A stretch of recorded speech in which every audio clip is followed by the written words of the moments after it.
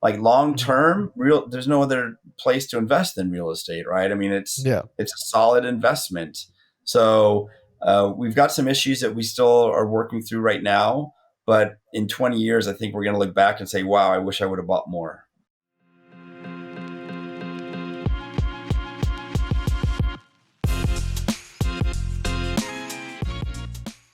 Our guest today is the founder and CEO of CSQ Properties. He is a rocket scientist turned entrepreneur turned real estate expert. For the last 7 years, he has built a multifamily and self-storage portfolio for over 85 million through syndication and personal investing. Welcome to the show, Chad Zdenek. How are you doing, Chad? Doing great. Thanks for having me on the show, guys. I appreciate it.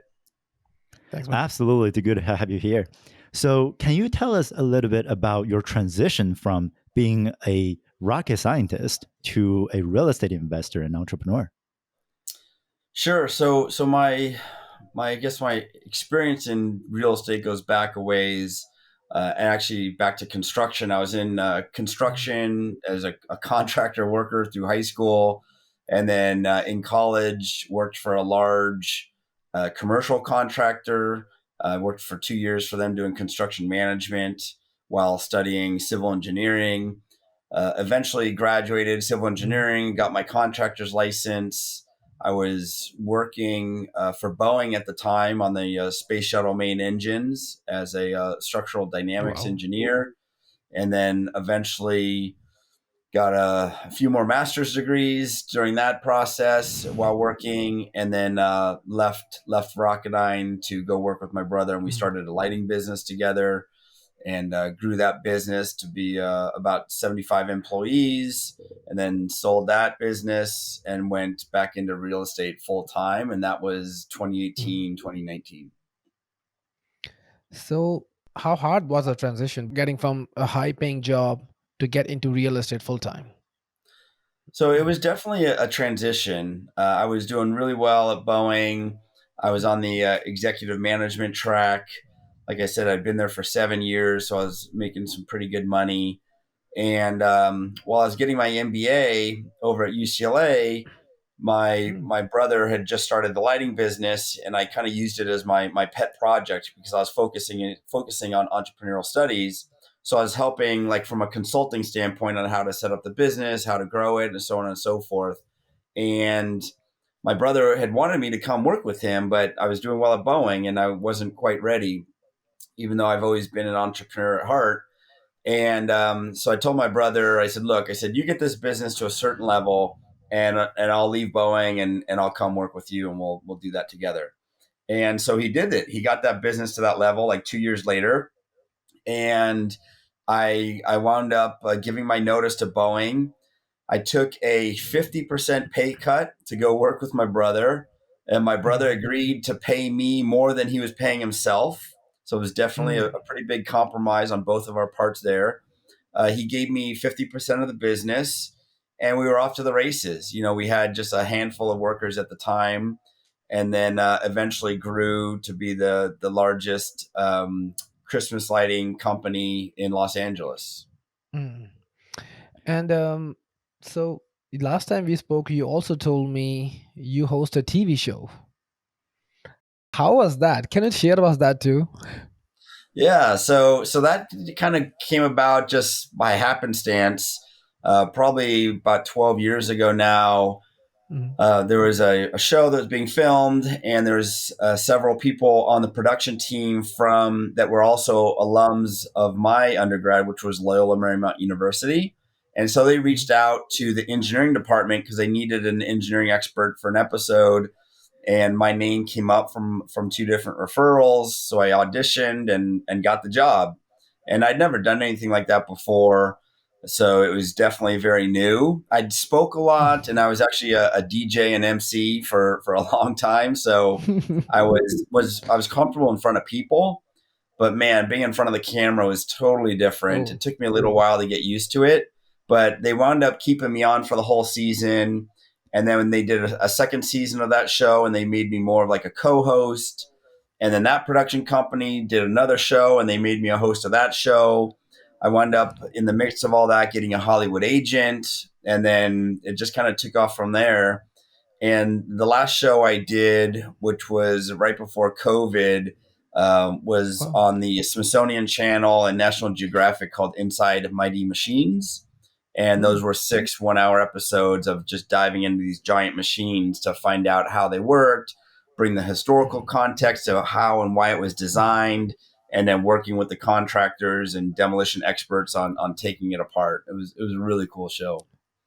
That sounds Wow. fun. So it sounds like you're living very different lives. That's Yeah, amazing. Like yeah, I got a lot. Yeah, I engineering, got 5 kids too. engineer, So yeah, like engineer working for Boeing and Rocketdyne, actor, then real estate entrepreneur. Come on, man. and DJ and a father of 5. So yeah, There it's you. it's. I feel like I have lived a few different lives. Maybe that's like the ADHD in me, right? I just tend to just do a lot of different things. But yeah, Father of I five. do stay busy, and it was a lot of fun. That's really amazing. So, for your real estate side of the life, how did you get started there? Like, what was your first deal like in self storage and multifamily? Yeah, so I mean, the way I think of it is I really started a lot earlier, like in construction, right? So Mhm, construction very related to real estate. Definitely, more transaction based, if you will. You're right. You got to be working to make money. mhm, Much different than the investment side, but still dealing with properties and dealing with construction and all that sort of stuff is very applicable. So I had that background. I also did structural engineering design, so working on custom homes, small buildings, working with building departments, city code, engineering code, stuff like that. Again, very very useful for mhm, for real estate. And then I knew a lot of people that were successful in real estate. So I knew I always kind of wanted to get back into it, even though I'd been running my own business. And then so when I was thinking about exiting and trying to really take some time to figure out mhm, what I wanted to do next, I wasn't necessarily set on real estate, although I had a thought that's where I'd end up, but I wasn't set on that. I try to have like an open canvas, if you will, to try to decide what I wanted to do. And sure enough, all roads still led to real estate. So I jumped into it, and I did my first, I bought my first properties in 2015 and 2016.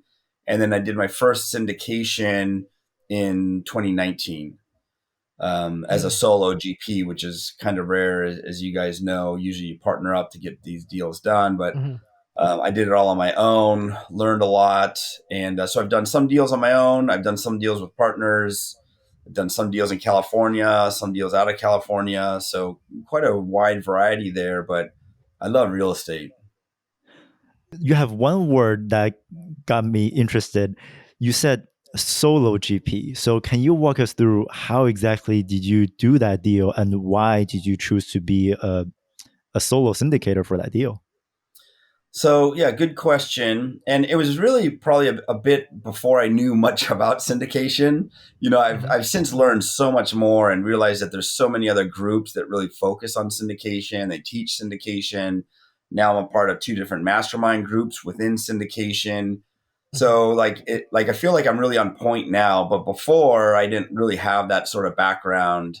I mean, I had a great business background. I had a great construction background, engineering background. Like all that stuff was really good for construction. And so I just said, you know what, I'm just going to do it. I ran out of my own money, and I knew about the idea of syndication, but I didn't, I'd never done it before. And I don't think my mhm, understanding of it was nearly as good as it is today. But I had a lot of other skills, so I just did it. And so my first deal was a $2 million apartment building in Long Beach, mm, and I had to raise 1.2 million for it. But basically, as a solo GP, like I was the guy. I was the quarterback for the whole deal. And typically, you have partners that kind of help divide and conquer on these deals. But I didn't do it that way. I did it all on my own, and it took a lot of work and a lot of time. yeah, But I learned everything from A to Z. So I find that that's really helpful today because I can really like plug and play in different roles for different mhm, partnerships and bring different things to the table and really help keep an eye on different parts of the project that that some other people that maybe just focus on one area, they might not see some of these other things. So anyways, that's been a good background in even doing partnerships, even though on these partnerships, I don't do everything from A to Z. But I think it's a good background to have. Yeah. And you said you raised $1.2 million by yourself for your Yeah. first deal. And how did you raise that much? Because like all the people I met, everybody said like I raised couple 100,000, max half a million. Raising 1.2 for a first deal is pretty huge. Yeah, well, thank you for acknowledging that because it was a lot of work and it was very stressful because, I was basically the one who put the down payment down on the Mm, place. And in 2019, everything, is definitely a seller's market. yeah. The market was super hot. You had, basically a 10-day inspection period Mhm. and no appraisal contingency, no financing contingency. Like there's basically no other way to get out of it beyond those 10 days. And the Yeah. 10 days goes like that on your inspection period. So, and after that, I probably had about 100 grand of my money in the deal. Mhm. I ended up with 160 in the deal, but I think I had 100K that was hard after two weeks or 10 days. Mhm. And that's nerve wracking, right? I mean, it's like Yeah. if that deal doesn't close because of my issue, then you lose your deposit. Yeah. So it was definitely nerve wracking. I just slowly raised the money. I think I had a 60-day total escrow. Mhm. So I had some time to do it, but like I said, I'd been successful in business, and that helped. I had a good network, which helped, and basically talking to people about what I was going to be doing, and slowly raise the money. I didn't get the last investment, and by the way, I also had 100K minimum for that deal. Mhm. My first deal was 100K minimum, Mhm. and my last 100K I didn't get until like the week of close, and I also didn't get the approval for the loan until the week of close. So that last Mhm. week was, man, that was really pretty stressful, but it got across the finish line. That raise included a 500K worth of construction budget, and Mhm. we had a 9 month construction schedule. We finished it in 7, and on budget, and actually I still have that property today. It still cash flows every month, and we've done really well with it. Yeah. So, That's amazing. yeah. Go ahead, man. So Long Beach is in California. Many syndicators are scared to invest in California. Why did you pick California? So good question. For me, very hands on. It was my first deal. I wanted Mhm. to kind of have that assurance that it could be a property that was close by. For me, it's about an hour drive, and I could be there a lot during the construction and during the lease up phase, and just really keep an eye on it. It helped make me Mhm. feel more comfortable. But yeah, California, investing in California is like no joke, and it's actually gotten a lot tougher since COVID. A Yeah. lot tougher, and that's the main reason why I'm actively not acquiring in California right now. I'm still running my properties, but not acquiring anything right now Mhm. because here we are filming this in March of 2023, and LA Yeah. still has an eviction moratorium going on. I mean, Oh it's wow. crazy. So I decided probably a year and a half ago or so to start investing actively out of state, even though I've done passive stuff out of state. Mhm. I didn't decided to start doing active stuff out of state, and that's been great. We've got properties in Florida, in North Carolina, soon to be Texas, Mhm. and those properties, those states are a lot easier to do business in, and there's a reason why those states are growing the way they are. There's a reason why California's population is declining, and Yeah. those are good spots to invest right now. So, can you go a little bit more in depth into some of the more reasons why people are investing outside of California? And like, what are, I know probably like political is one thing, eviction moratorium, but is there any sort of macroeconomic data that you see that is showing more growth in states like Florida and Texas? Yeah, so I think it's a culmination of a lot of different issues. and they're not all COVID related. I mean, a lot of these issues were there beforehand, but I guess if you looked at like the 10,000 foot level, you look at like a landlord friendly state versus something that leans much more towards the tenants. So you have different policies that could be enacted, right? Eviction moratoriums, an obvious one that's very active right now. But you also have Mhm. rent control. You have Yeah. vacancy control, which they're trying to pass now in California, which means once your tenant moves out, you're not allowed to increase the rent more than a certain percentage from what the rent used to be, even though it's a totally Mhm. new tenant, new application, Yeah. regardless of how much money you put into it. So that's like That's vacancy crazy. control is yeah, pretty crazy. Also, like the payments that you need to pay, like a move out payment. So if a tenant is moving out because you're fixing up the building, you have to give them a certain number of months worth of rent to have them move Mhm. out. You have to pay for their move out costs. Eviction costs get very, very expensive. Like in Florida, we're probably like 4 to 6 weeks to do an eviction, where in California you'd be like 6 months, right? And there's Two carrying 6 months to costs 1 year. Yeah. yeah. So there's carrying costs to deal with that. And then you Yeah. throw on the regulation and the permit costs and how long it takes to get permits. Mhm. It gets very expensive, right? And it's Yeah. quite frustrating because then you have, mostly these politicians that say, well, California is unaffordable and it's too expensive and blah, blah, blah. And it's like, well, no wonder it's so expensive, right? I mean, the regulation is so high, the costs are so high, very Yeah. difficult to add new inventory here. And yeah, so price is going to be very expensive. Despite some of the population decrease in California, Yeah. the pricing of housing is still going up, right? So it's not Yeah. it's very expensive to build here. That is so Yeah. interesting. Like Wow. we, in Florida, the average rent is like in many places 1,500 to 2,000. In California, 3,000, 3,500. In LA, like it's pretty like normal. Like for 2 bedroom apartment, paying 3,500 is normal nowadays. Mm-hmm. Yeah. Yeah. And let's move to your deal in Florida. Let's talk about that. So tell us about that. Share us about that. How did you get it? How much did you raise? What went wrong? How did you fix it? Yeah. So I've got so right now I have 10 properties in Florida. Hmm. And most of that, I shouldn't say, they're multifamily and also short-term rentals, like Hmm. commercial buildings that we convert to short-term rentals. So not like single-family Hmm. stuff, but still Hmm. multifamily. But we convert some of those units to short-term rentals. So that's like the environment that I'm in Florida. It's in St. Petersburg, Orlando, and Jacksonville, and Hmm.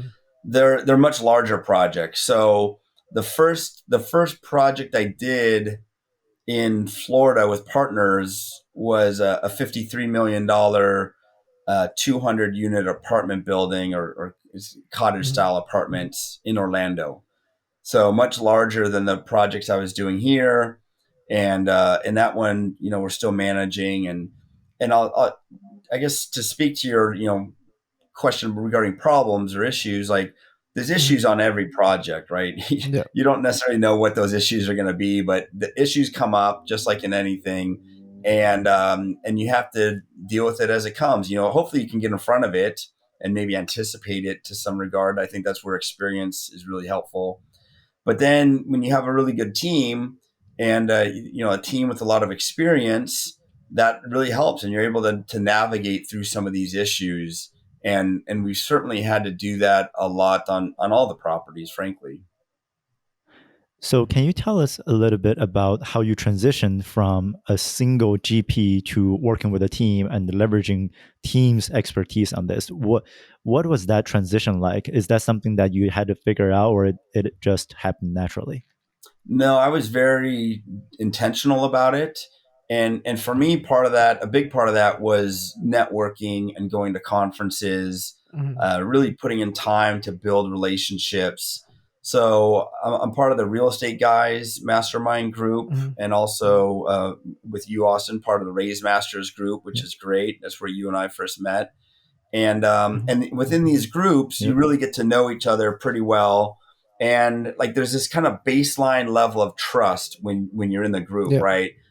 Like you and I might have only, let's say Amon and I just met at a Phoebe meeting like 2 weeks ago, right? So Yeah. like we don't really know each other. We met each other. He seems like a great guy and whatnot. But like it's different than you and I, Austin, who also recently met, but you're in Raise Masters, and like I know like I got to make sure that I don't do anything to upset you, and you don't want to upset me. And when I say upset, I'm talking about like violation of Yep. trust, right, or something like that. Yeah.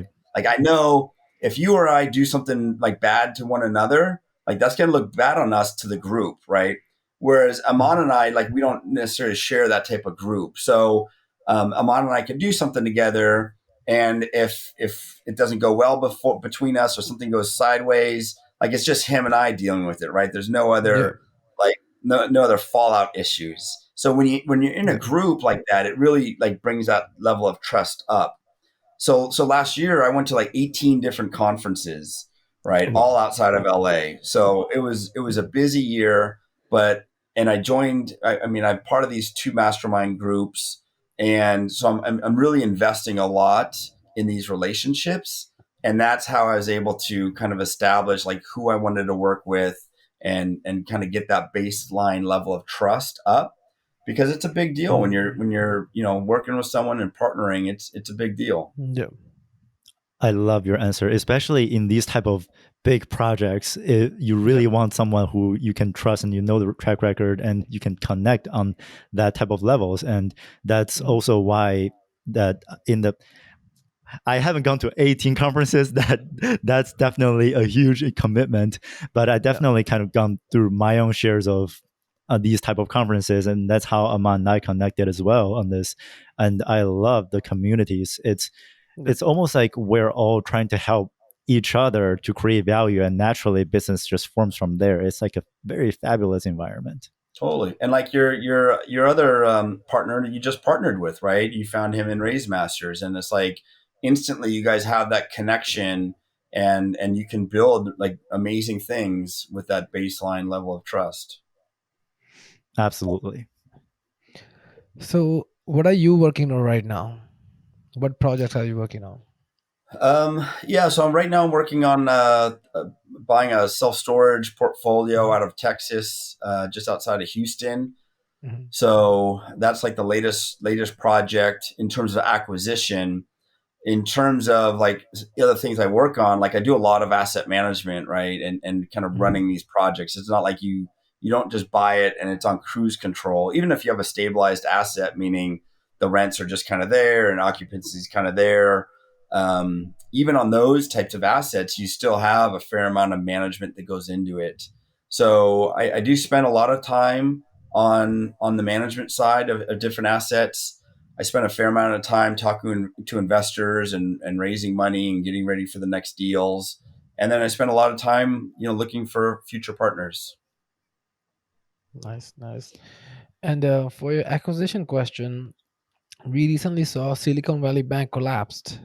So, what kind of impacts are these banks are creating on multifamily investment or self storage? What's coming with that?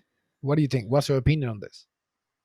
Yeah, I think, look, I mean, we got some problems. That the financial system has some problems, and these aren't new problems. This is Yeah, just the most recent symptom yeah. of a problem we've had since before the great financial crisis. And and in a nutshell, at the 10,000 foot level, we've printed too much money. We've got ourselves into too much debt. Our productivity has gone down, and we're kind of seeing the stress cracks of that. So the Federal Reserve is in a very, very difficult spot, and frankly a Mhm. spot that they're not going to be able to get out of, in my opinion. And Mhm. they need to raise interest rates to try to combat inflation. Mhm. That's only one piece of the puzzle with inflation. The other piece of the puzzle with inflation is supply chain issues, and they can't really Yeah. control that. So they've got this giant lever of federal interest rates to try to control a bigger problem than just interest rates. But that's what they're doing. But by increasing these interest rates, they're trying to put the brakes on the economy, and now you've got these bond prices where the bottom's fallen out because the yields have gone up, and that's what was a problem. The main problem with Silicon Valley Bank. They also have some tech issues with their clients, but the main issue is that they bought 10-year treasuries and the value of those bonds went down, and they essentially had a capital call, and they had to sell at a loss. And there's a lot of other banks that also have that problem. So what's the Federal Reserve going to do about it? And what does that really mean for real estate? Well, the Federal Reserve, they're already talking about trying to taper, right, and print more money, but that's going to create more inflation, right? So it's a bigger problem. They're going to try to keep kicking the can farther down the road, but it can't go on indefinitely, and we're starting to see some big symptoms of that. Yeah, it's crazy how the current environment, if we're thinking about real estate, especially even just from 2 years ago, the residential sector, everybody was enjoying the big boom of everybody's having so much cash, to now everybody's so scared about the rate hike and the collapse of the Silicon Valley Bank and everything. We're in a very interesting period to do real estate investing. So in terms of coming from that standpoint, are you concerned about interest rates when it comes to investing in commercial real estate, or you're more concerned about kind of the brass tacks of the current deal that you're in, that no matter what interest rate you're in, you can find a good deal? Yeah, it's definitely more of the latter. I would agree that there's deals and money to be made in all environments, all markets. You have to be a little bit more selective of it, and you have to be willing to adapt a bit. Some of the adaption I think that's happening right now, certainly what we're focusing on is on the debt side, and really making sure that you can shore up the debt. And it's kind of like the old adage, Ford versus Chevy right now. Is the discussion is fixed rate versus floating rate, right? And if Yeah. people think that we're towards the top, and now the Federal Reserve has to start lowering rates again because of the issues they're seeing, well, then you want to be in floating rate debt, right? Because you're going to Yeah. float down instead of having it fixed and staying high. Yeah. For me, I'm a little bit more conservative. I would rather underwrite a deal and have it to be fixed rate debt, or maybe it's floating debt with an interest rate cap. But just so I know where my ceiling is, I'd rather know that. And if I can underwrite a deal to that and know that I can still cash flow on it at some point, once it's stabilized, depending on the value add or what type of deal it is. But if I know that I can support the debt, and the deal can cash flow, then that meets a lot of the marks for me moving forward, despite a lot of this uncertainty in the market. And if you look over time, people have become wealthy. Going back to my original story, why I got into real estate, just knowing a lot of people that have become wealthy through real estate. Like long term, there's no other place to invest in real estate, right? I mean, it's a solid investment. So we've got some issues that we still are working through right now, but in 20 years, I think we're going to look back and say, "Wow, I wish I would have bought more." Yep. And I at love this your take. point, you can't even keep money in the bank. You're gonna lose there too. Exactly. So You account for inflation and the loss of your purchase power from that. Yeah, totally, Amon. I agree. and also the banks are collapsing. Where you gonna keep it? Yeah. What you gonna buy? You have nothing to buy. Yeah. And the last question I'm gonna ask you. So imagine today is your last day on this planet, and what message do you want to leave to the world? Oh, you're going deep on me here. Last day on the He likes planet. to be drop anything. bombs like that. Could be anything. To your Yeah. family, world, anything. Yeah, I think I briefly mentioned earlier in the show that I'm the father of 5 kids, and that's that's a lot of work. That's no joke. I would say, try to make a difference in a kid's life, right? Try to raise your kids well, teach them well, make a difference in their lives, because ultimately they're the ones that are going to be taken over anyways, whether I leave today or I leave in 50 years. That's a That's great awesome. message. Thanks. Thank you so much. And where can people find out more about you? Yeah, so probably the best bet is csqproperties.com, Mhm. or anywhere on social is just at CSQ Properties. And CSQ stands for Challenge the Status Quo. I like to try to Nice. shake things up a bit. That's how I came up with that name. So you can find us out there at YouTube, LinkedIn, Instagram, Facebook. Nice. Yeah. Nice. All right, Chad. Thank you so much. Thank you so much for your time. And I'll see you in another one. Okay. Thanks, guys. All Thanks, right. guys. See you, Chad.